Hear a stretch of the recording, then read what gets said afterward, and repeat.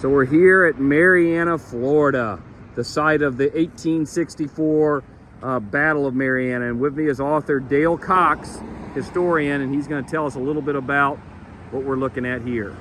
Yeah, and we got a lot of traffic going by because clearly this battle was fought right through the middle of town, so bear with us about that.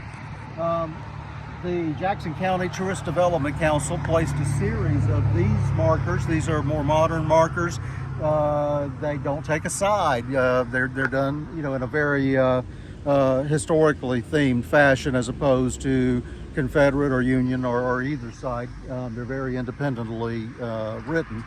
But they placed a series of these through town to help people who come and visit learn about the battle. They also have in the historic Russ House, which you see behind us, which is the town's visitor center, they have a walking tour brochure that you can pick up there and will take you through the key sites of the Battle of Marianna.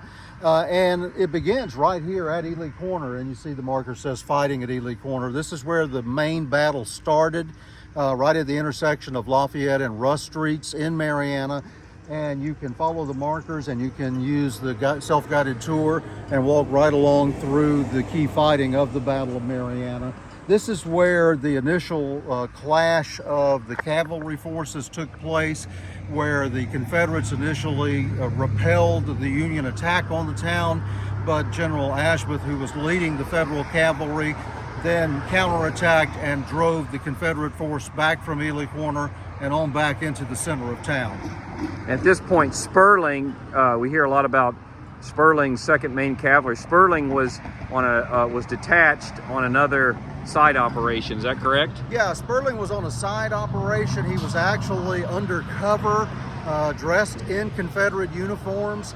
The people in the area like to call them undercover Yankees, is usually the way they describe of them. He and a small detachment had put on Confederate uniforms. They were riding around behind enemy lines. At this point, he was trying desperately to catch up with the main force, but he had reached Campbellton, which is about 15 miles north of where we are. He, in fact, at this point was in the process of capturing a Confederate salt wagon train as the fighting was taking place here in Marianna.